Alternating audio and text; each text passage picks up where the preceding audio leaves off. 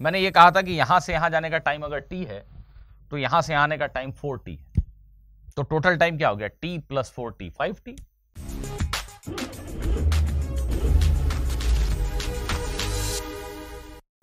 Projectile motion पे based ये question मैंने अपनी प्रॉब्लम बुक से लिया है और आज हम इस क्वेश्चन को अच्छे से समझते हैं। क्वेश्चन क्या है, सबसे पहले देखिए, a ball is projected from point O on the ground. From this point a ball is projected, it hits a smooth vertical wall AB at a height h. This ball hits this wall, ये गेंद इस दीवार से टकराती है at some height small h and rebounds elastically. अगर आप में से किसी को जरा भी डाउट है इलास्टिक कोलिजन का मतलब क्या है, तो इस केस में इलास्टिक कोलिजन का सिंपल मीनिंग ये है, एक बॉल अगर इस वॉल के साथ एंगल ऑफ इंसिडेंस थीटा पे आके टकराई, u स्पीड से टकराई, तो इसी u स्पीड से ये रिबाउंड करेगी at same angle of reflection theta. अगर कोलिजन इलास्टिक है तो ऐसा होता है। इस केस में इलास्टिक कोलिजन का संदर्भ इतना ही है, ठीक है।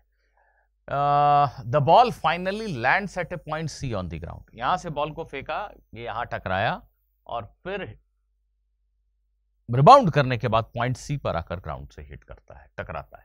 During the course of motion, the maximum height attained by the ball is capital H. Small h और capital H को ठीक से समझ लीजिए।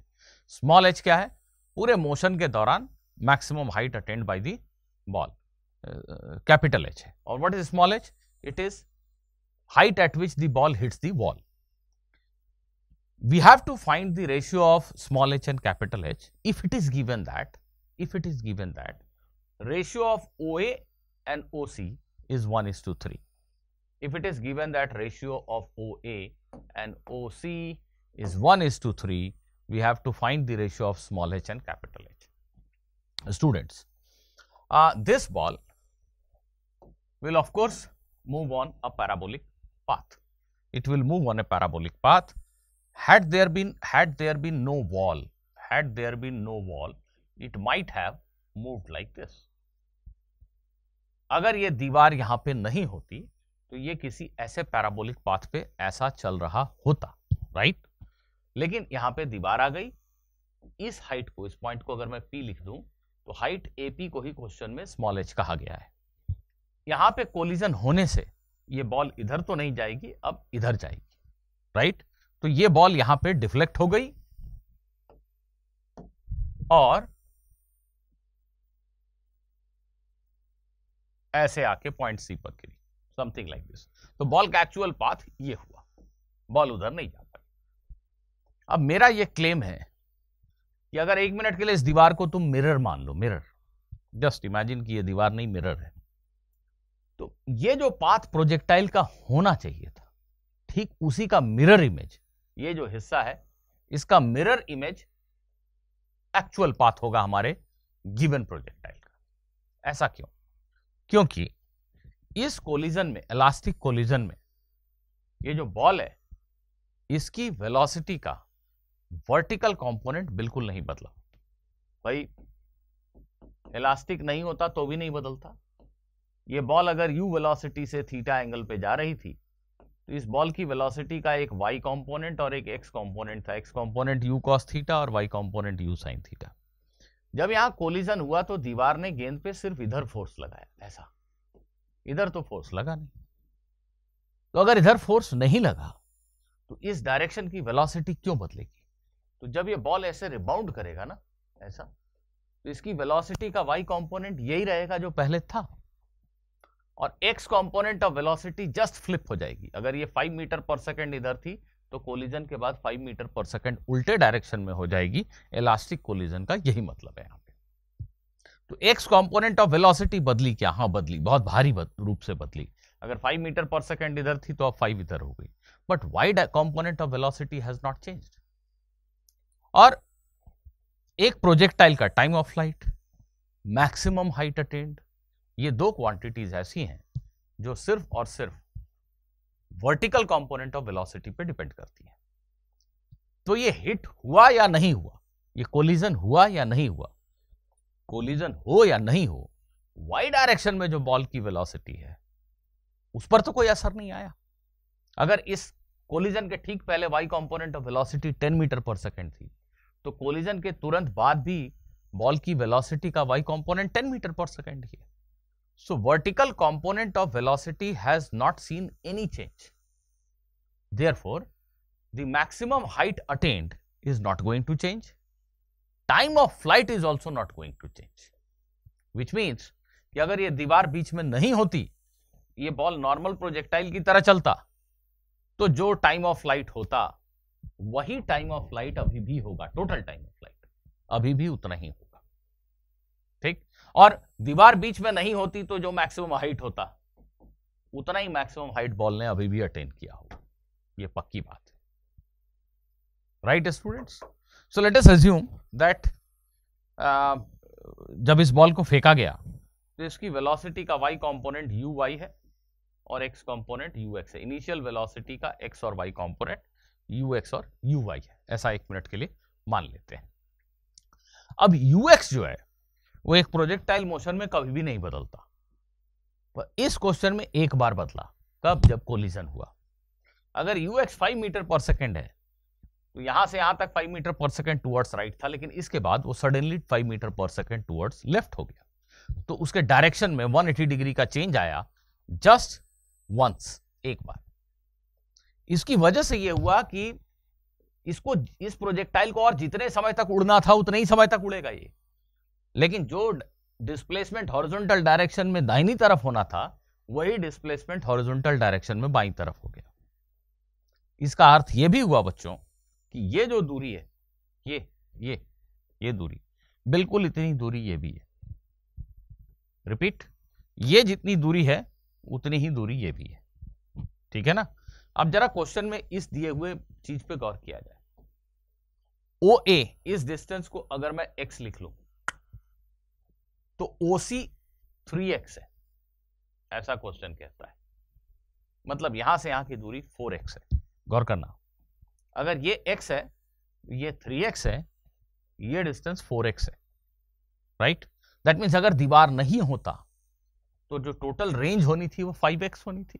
देखिए गौर से, यहां से यहां तक 4x, और मैंने क्या कहा, ये दूरी और ये दूरी तो सेम ही है, ये भी 4x है।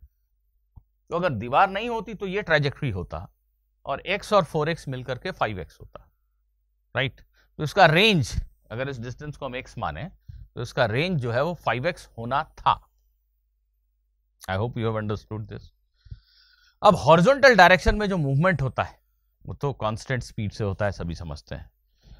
हाँ, तो स्टूडेंट्स हम आसानी से समझ सकते हैं कि अगर O से A जाने का टाइम, O से A नहीं, O से P, सॉरी, O से P लिख रहा हूं, O से P जाने का टाइम अगर T है तो नेचुरली P से C जाने का जो टाइम होगा वो 4T होगा। अगर मैं इसको T लिख रहा हूं तो time of travel from P to C will be 4T। क्यों भाई? क्योंकि हम कांस्टेंट हॉरिजॉन्टल स्पीड से चल रहे हैं। तो अगर x डिस्टेंस ट्रैवल करने में मुझे t सेकंड लगे, जब x डिस्टेंस हॉरिजॉन्टली ये प्रोजेक्टाइल चलेगा तो p पे पहुंच जाएगा, और यही प्रोजेक्टाइल जब 4x डिस्टेंस हॉरिजॉन्टली चलेगा तो p से c तक पहुंच जाएगा। स्पीड फिक्स्ड है, तो नेचुरली x डिस्टेंस ट्रैवल करने में अगर t सेकंड लगा है तो यहां से यहां जाने पे हॉरिजॉन्टल 4x डिस्टेंस ट्रैवल करने में 4t टाइम लगेगा। दैट मीन्स जो टोटल टाइम ऑफ फ्लाइट है वो इन दोनों का सम 5t के बराबर होगा।